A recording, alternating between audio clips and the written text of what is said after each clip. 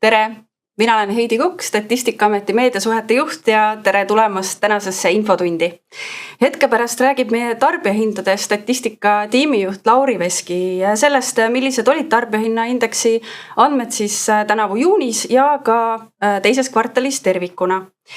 Teie küsimused on samuti väga oodatud ja palun need postitage ülekande all asuvasse kommentaariumisse. Ja ülekandes salvestuse ja ettekandes slaidid samuti lisame pärast siis infotunni lõppu kodulehel pressiteate juurde. Nüüd aga head kuulamist ja palun, Lauri. Tere hommikust! Räägime kõigepealt sellest, et mis asi on tarbijahinnaindeks üldsegi.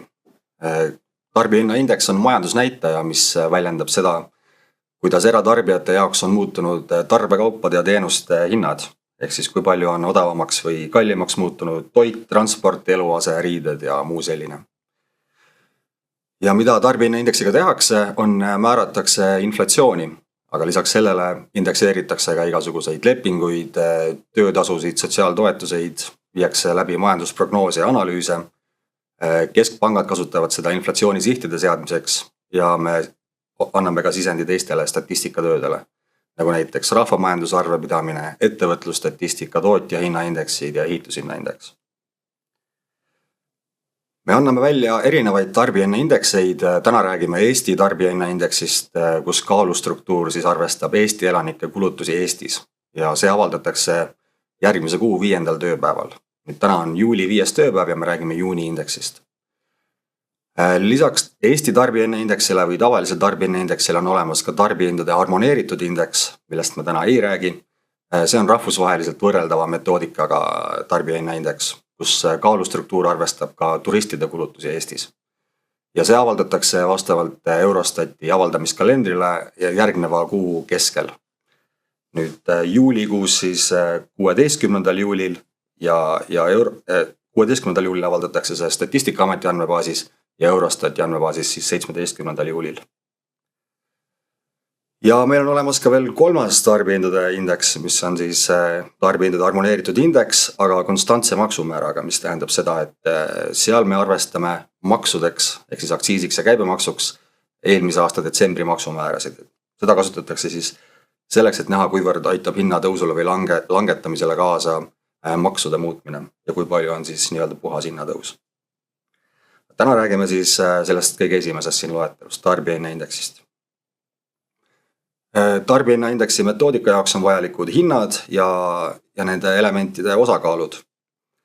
Nüüd juunikuu hindu me võrdleme eelmise aasta detsembri hindadega ja see käib iga kuu kohta niimoodi. Ja nende elementide osakaal arvutatakse siis eelmise aasta eratarbimise rahaliste osakaalude pealt. Siin on pilt osakaaludest 25. aastal, ehk korraga pannakse kaalud paika terveks aastaks ja traditsiooniliselt on kõige suurem grupp toit ja mittealkohoolsed joogid, mis käesoleval aastal on 21,4% kogu tarbijahinnakorvist.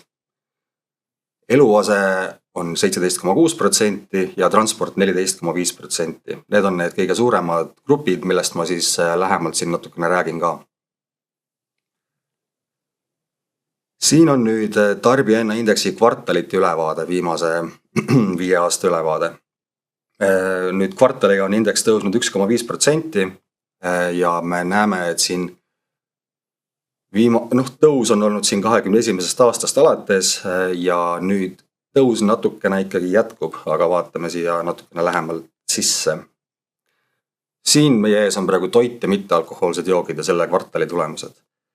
Ehk siis võrreldes eelmise aasta teise kvartaliga on toidu ja mittealkohoolsete jookide hinnad tõusnud 7,6%. Eluase, mis on teine suur grupp, on aastaga võrreldes tõusnud hinnad 1,5% kvartalis. Nii et see tõus on mõnevõrra väiksem kui eelmises kvartalis.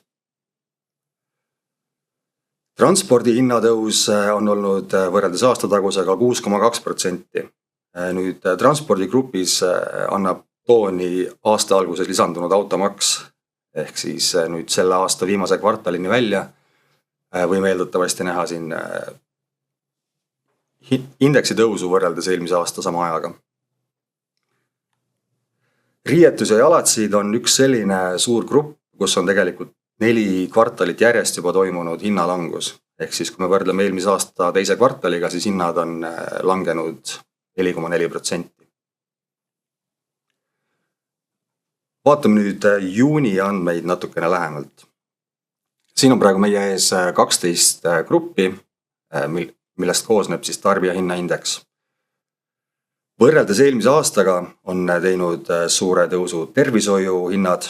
See on sellepärast, et aprillist muutusid haigekassa hinnakirjad, kusjuures ambulatoorsed teenused on kasvanud 12,6% võrreldes aastaga ja haiglateenused 30,3%. Toitlustus ja majutus, siin on ilmselt tegemist sesoonse tõusuga juunis. Näiteks Tallinna hotellide hinnad kasvasid juunis märgatavalt Justin Timberlake'i kontserdi pärast, aga hotellide hinnad on kasvanud ka näiteks Pärnu piirkonnas. Ja kui me siin neid gruppe vaatame, siis ka transpordigrupis, nagu ma ütlesin, annab tooni automaks, ehk siis täpsemalt auto registreerimistasu. Ja kommenteerin ka, et mis seal mitmesuguste kaupade ja teenuste all on. Seal on hügieen ja kosmeetika ja sotsiaalhooldus ja kindlustus ja pangateenused ja muud kaubad, et see on siis mitmesugused kaubad ja teenused. Aga nüüd võrreldes aastaga on langenud nagu ikka riietuse ja jalatsite hinnad, aga ka eluaseme hinnad. Ja see on siis suuresti elektri taga, aga vaatame natukene veel rohkem siia sisse. Nüüd me räägime siin toidust. Juunikuu võrreldes eelmise aasta sama ajaga. Kõige suurema kasvu on teinud puuviljagrupp, kusjuures värske puuvili on kasvanud 17,4% ja külmutatud puuviljad ja marjad 33,7%. Siin teine suure tõusuga grupp on suhkur, kondiitritooted ja konservid, kus annab põhiliselt tooni šokolaadi hinnakasv, mis on 31,8%, aga ka kondiitritooted näiteks 10,2%.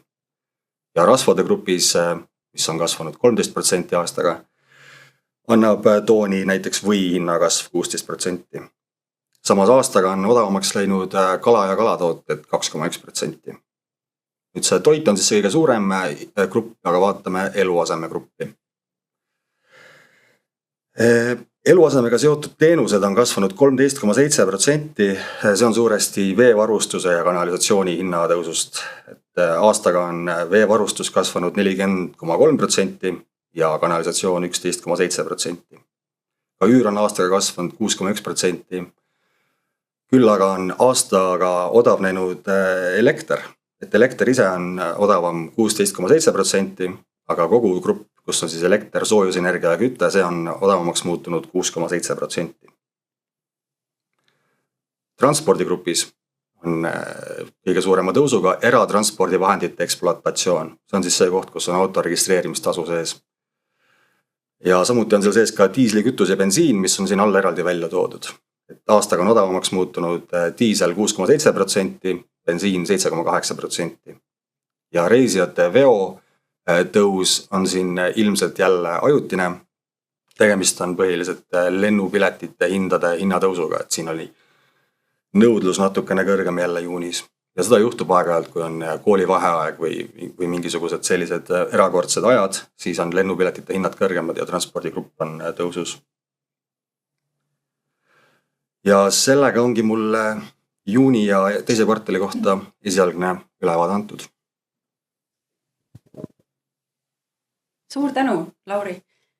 Mõned küsimused on tulnud ka siin vahepeal ja küsin kõigepealt selline, et kui palju